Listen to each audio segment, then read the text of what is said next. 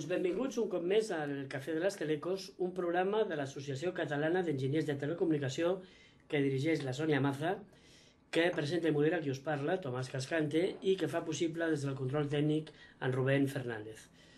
Sònia, de què parlarem avui? De què va el programa d'avui? Avui parlarem de robots i de robòtica i de com els robots poden transformar i estan transformant ja la nostra societat, que estan molt més presents del que ens pensem a la nostra vida quotidiana. Bé, doncs sembla que el robot ha sortit de la ciència-ficció i ha arribat al món real. Bé,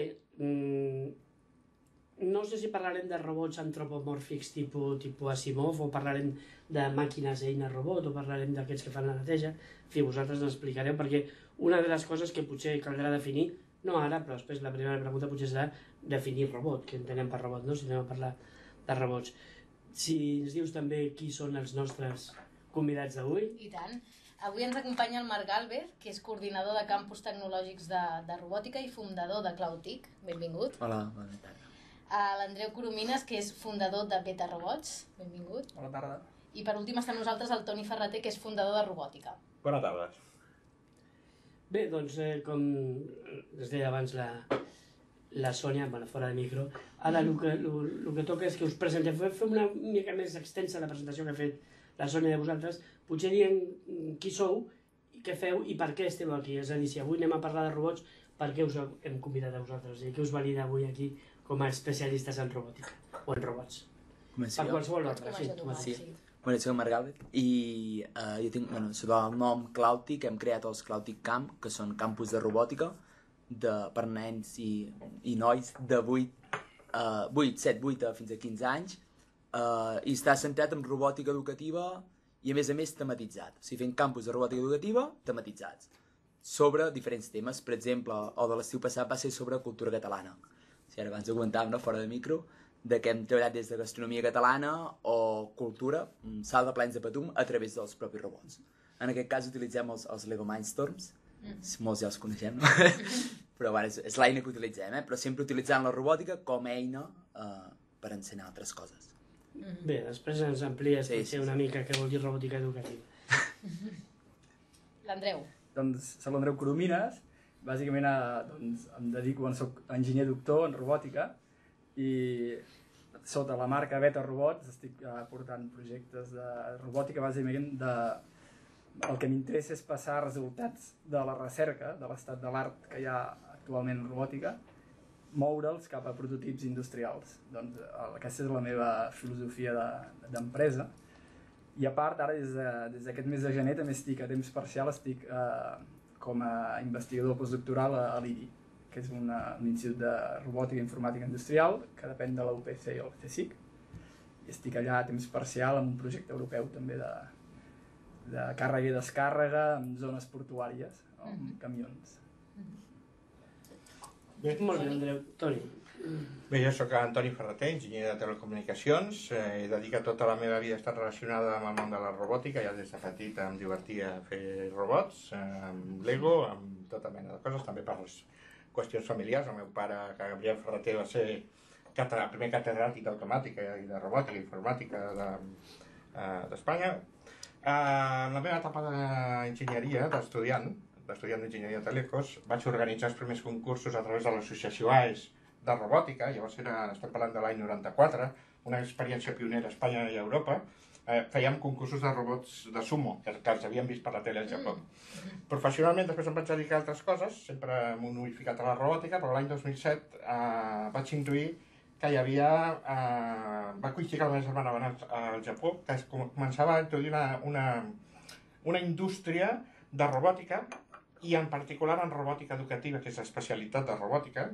L'any 2007, per tant, vaig fundar l'empresa Robòtica, inspirat en uns catàlegs que em va portar la meva germana de Japó, de robòtica educativa, inclús hi havia robots humanoides, hi havia d'això, i vaig fer un canvi radical de la meva vida, vaig deixar l'empresa on estava, vaig fundar Robòtica amb l'objectiu de la comercialització, distribució, importació dels llocs del món on hi hagi els millors, considerem, millors productes de robòtica educativa o robòtica personal, però sobretot especialitzats en robòtica educativa. Després ja entrarem en detall quina diferència en les coses, és robòtica al servei de les persones. I bueno, des del 2007 fins ara doncs, hem estat creixent, tenim una botiga presencial al carrer Hercegovina de robòtica educativa, de diverses marques, etcètera. No em vull extendre més. Torno al principi. Com podríem definir robot? Perquè robot i robòtica no són la mateixa paraula. Hem parlat tots de robòtica, potser no tots de robot. O sigui, a mi m'agradaria, així en llenguatge molt pla, avui en dia què entenem per robot? Perquè clar, el que pensem tots és aquell que van caminant així. Imatge de les pel·lícules, no? Sí. Què és un robot i, si de cas, què és la robòtica? Qui vulgui, o tots plegats, o alhora, o com vulgueu. El que esperem és que sigueu breus perquè tenim realment molt poc temps. Diferenciaria d'entrada el que és un robot del que és un model d'un robot. És a dir, igual que hi ha un cotxe que circula pel carrer i tothom sabem el que és, hi ha un model d'un cotxe que és un cotxe que nosaltres juguem. Llavors, el que s'entén com a robot, i no un model de robot, és un aparell o un mecanisme, no sé com dir, un sistema multidisciplinar, mecànic, que consta bàsicament de 4 elements bàsics. Hi ha una estructura mecànica mòbil, hi ha un controlador, programador, i hi ha 2 components essencials, sensors per obtenir informació de l'entorn, el controlador el processa, l'analitza, el compara, segons l'algoritme, i dona unes ordres als actuadors, que serien els motors, o servomotors, perquè el robot es comporti de manera, la intenció és que es comporti més o menys intel·ligentment per aconseguir un objectiu, a partir d'aquests 4 elements, que els recordo, són una estructura mecànica, un controlador o petit computador, que porta la lògica del programa, sensors per obtenir informació de l'entorn, hi ha de visió, hi ha de so, hi ha de tacte, hi ha de molts tipus, i actuadors per actuar sobre aquest entorn, amb motors, músculs artificials, sistemes hidràulics, el que sigui, control de precisió. Llavors, un cotxe d'avui d'alta gamma, que aparca sol, que quan el poses a 120 i té un cotxe davant, frena, arriben a canviar de carril, són uns sensors, un mecanisme electrònic, un ordinador, unes decisions i unes actuacions. Amb un concepte ampli. A veure, una rentadora amb un concepte ampli del que he explicat es podria arribar a entendre... A la rentadora potser li falten els sensors. No, segur que té de temperatura. Segur que té de temperatura. És un cotxe que aparca sol.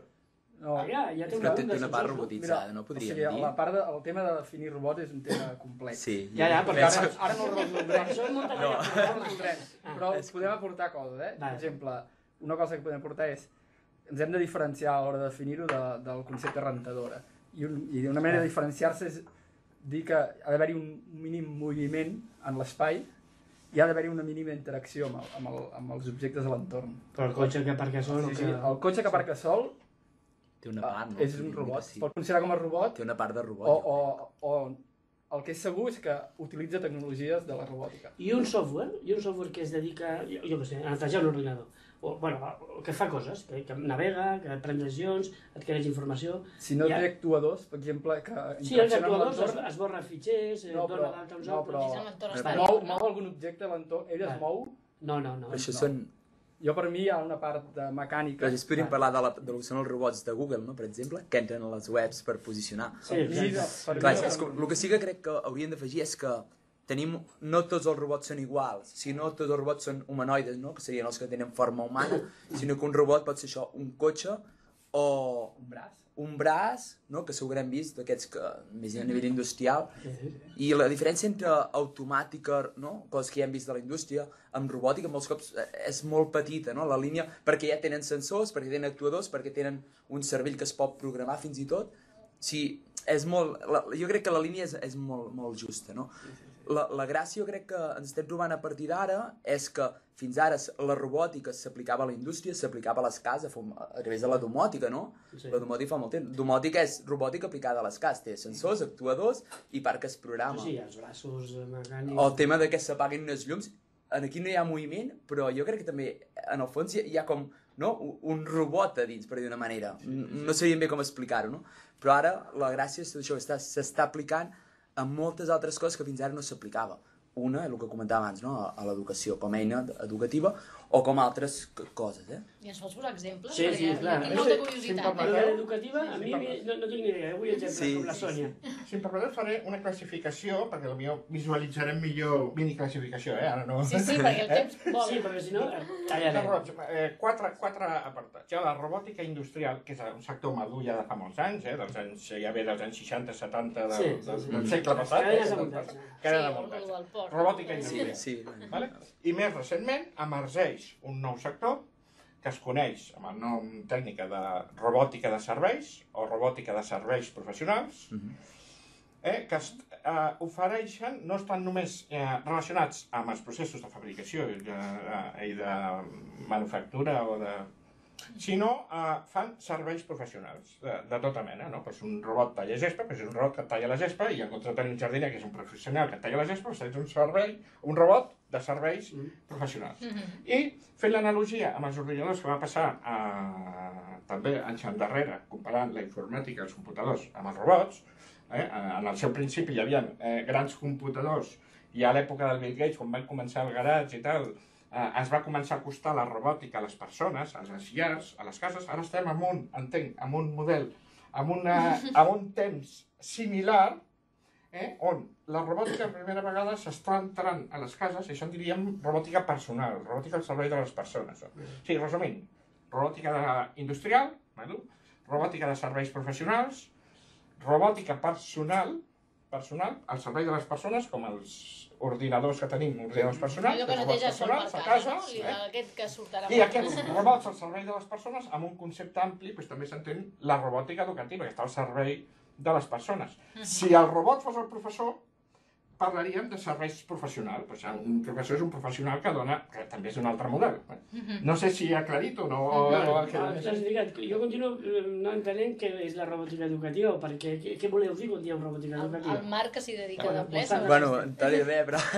Bueno, jo entenc robòtica educativa com a utilitzar la robòtica com a eina per ensenyar. Per exemple. Per exemple, poso un exemple del que jo conec, a través de la robòtica, d'un robot, d'una eina que en aquest cas els nanos poden arribar a muntar, pots treballar, pots ensenyar-los què és la velocitat, què és l'acceleració o què és la força de fregament. Si això que fins ara fèiem en pissarra, no, llibret i tal, doncs pots ensenyar-ho, demostrar-ho, i que ells fins i tot poden arribar a veure, no, realment la força de fregament o els moviments que fa aquell robot o l'acceleració real o la velocitat, no? D'una cosa que fins ara deien dos trens, un surt d'un lloc, l'altre surt d'un altre, on es troben, no? Doncs potser això ara ho pots fer, no? Amb dos robots que es moguin, tu li marques, li programes la velocitat d'un, la velocitat de l'altre, i veus el lloc on es troben. No t'entenc. El típic problema dels dos trens, sí. Doncs ara pots fer-ho de dir, mira, tinc aquest robot en un lloc concret, de la classe, per exemple, l'altre a no sé quants metres, jo els programo a través de l'ordinador, a través del programo cada robot perquè avancin a la velocitat que jo vull i es troben en un punt concret. Cronometres i saps si la velocitat és la real, perquè després també trobarem de jo he programat una velocitat teòrica i resulta que la real no és veritat. Pots programar i a més veus allò que fins ara ens explicaven de forma bastant abstracta. Aquest seria un exemple i un Seria altre per posar un altre. un exemple. Et demanaria un altre exemple que no tingui tant a veure amb un problema matemàtic o físic, perquè abans has parlat de cultura, no? De cultura, gastronomia... Posa un exemple del que estem fent nosaltres. Algo tan fàcil com menjars típics d'aquí, no? Gastronomia catalana, no? Doncs nosaltres vam fer un exercici on un robot, que era un rastrejador, un seguidor de línia, els nois havien de programar aquest robot perquè seguís la línia i mentre seguia la línia anés recollint calçots. Hi havia uns calçots fets de paper matxer, no eren reals, i mentre anava avançant anava recollint calçots. Un cop els tenia recollits, havien de programar aquell robot perquè fes uns moviments concrets que representaven la salsa romesco i una boca. I havies de portar el robot fins a la salsa romesco, que allà girés i anés a parar la boca. Són simulacions, no són reals, no? Un altre, parlant del salt de plens de Patum. El salt de plens de Patum, no?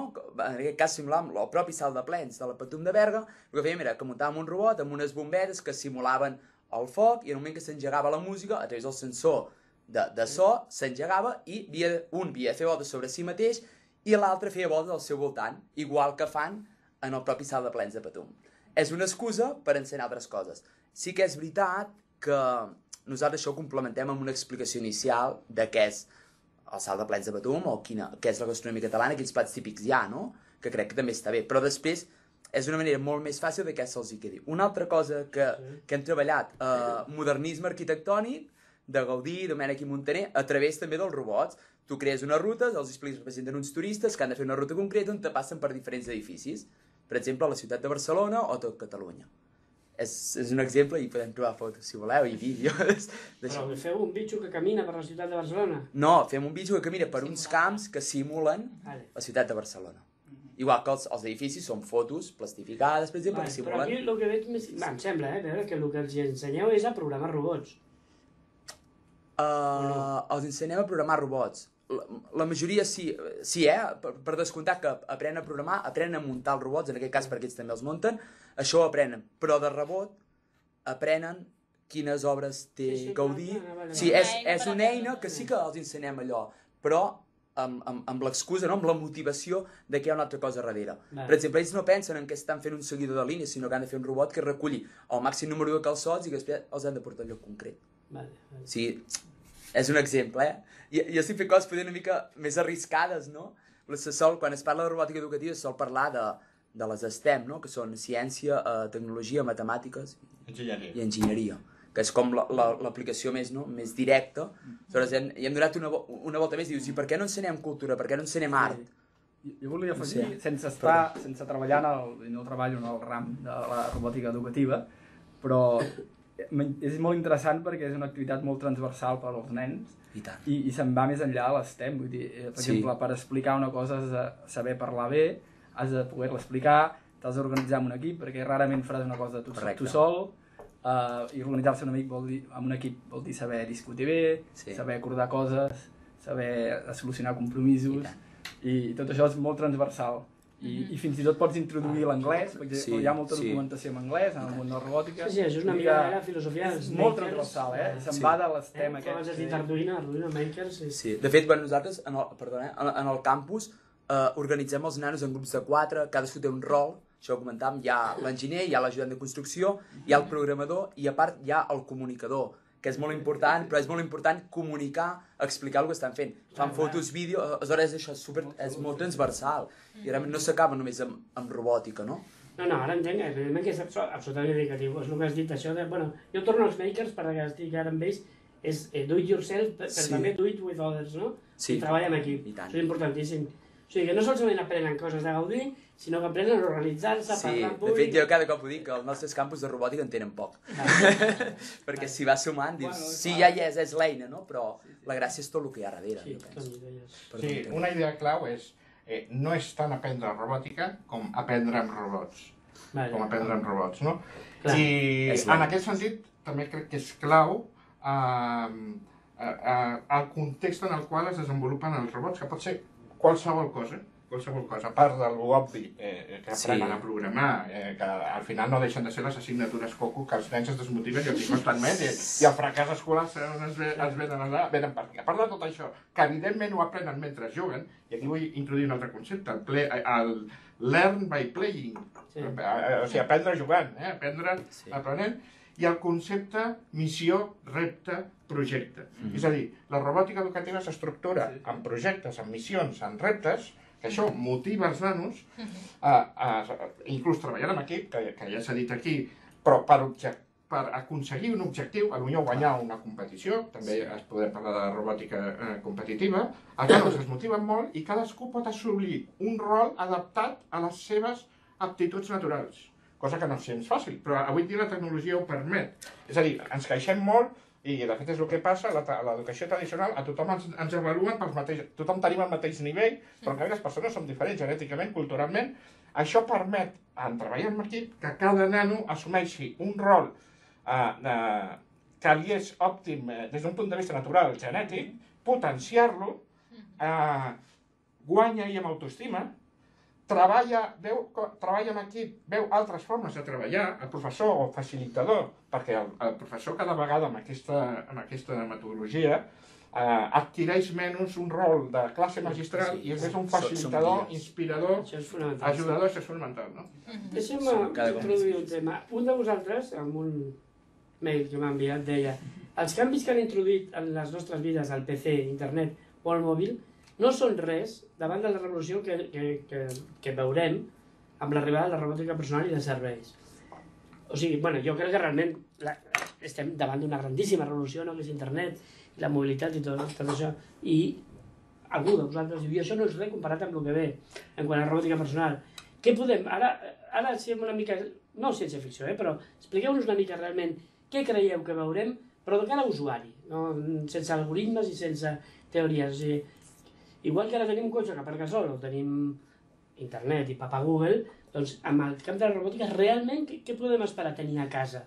A casa o a la feina? O sigui, què creieu? A veure, aquesta frase és meva, si em deixeu la... Reivindicat l'autoria. No.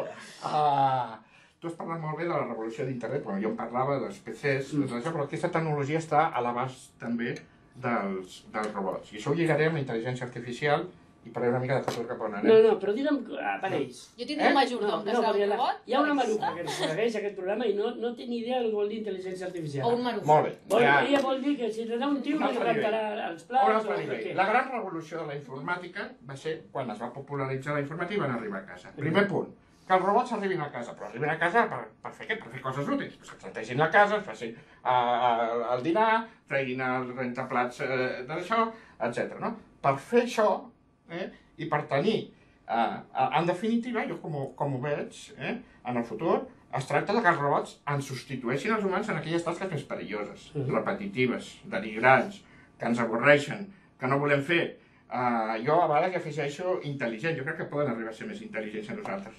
En algunes tasques ja ho han demostrat, no? Amb escacs, per exemple. Però jo vull que em diguis un anunci de la tele, compre mañana no sé què. Sí, bueno, llavors, el repte és aconseguir un robot que sigui intel·ligent per fer aquesta mena de tasques, no? I que si un robot et fa aquestes tasques a casa, home, la cosa canvia. Ja no és una cosa de tècnic, sinó que et fa coses útils. T'estan traient el rentaplats, t'estan netejant el d'això, però moltes d'aquestes coses no les tenim ja. Per exemple, jo tinc un robot de cuina. Evidentment jo tinc que fer l'acció de posar els ingredients, però jo ho programo i allò... Tens un robot especialitzat per cada tasca. Tens un robot que potser t'aspira, després tens un robot diferent que potser et frega el terra, després tens un robot diferent que potser et sega la gespa, a casa.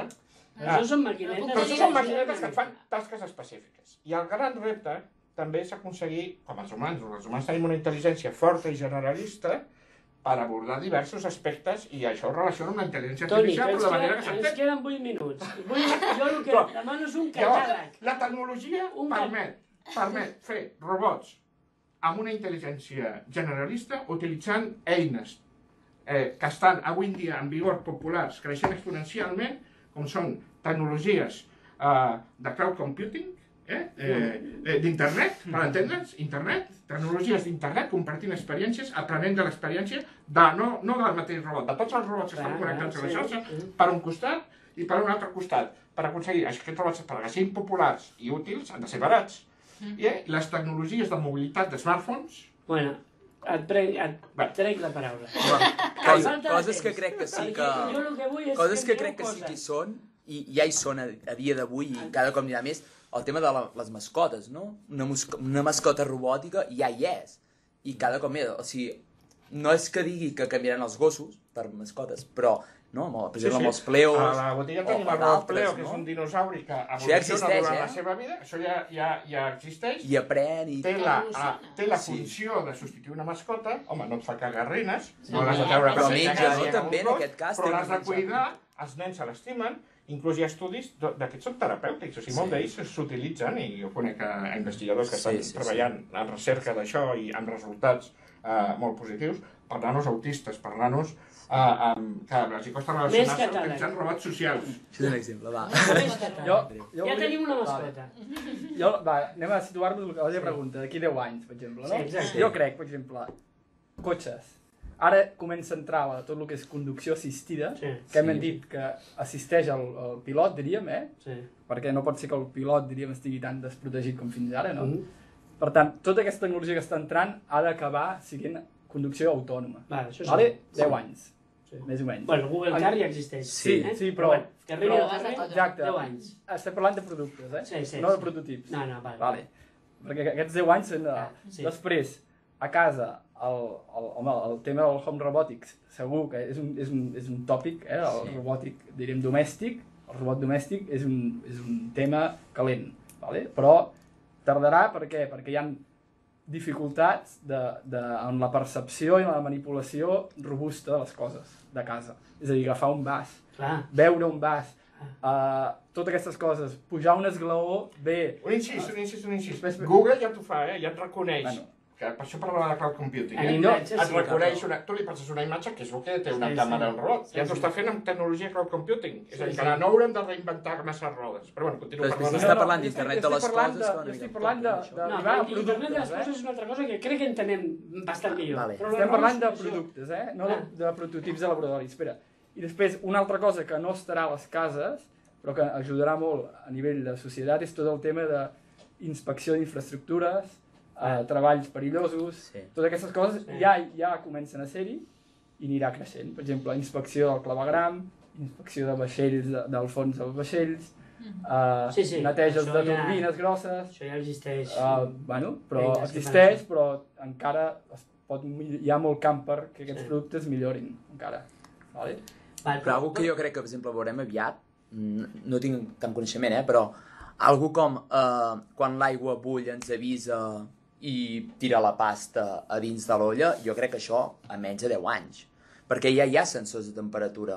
I ja pots dir-li, posa això aquí, quan estigui a 100 graus, vol dir que bull, m'avises, i hi haurà alguna altra cosa que dirà, no ho sé, estic fent ciència-ficció, però crec que és bastant ràpid. No ho sé, podem un robot de cuina ja el tens fet, no? No, perquè... No, però bueno... Això són màquines robotitzades. Una red de plat ja és un robot, ja deu, però clar, que obri la tapa i tregui, això no ho farà.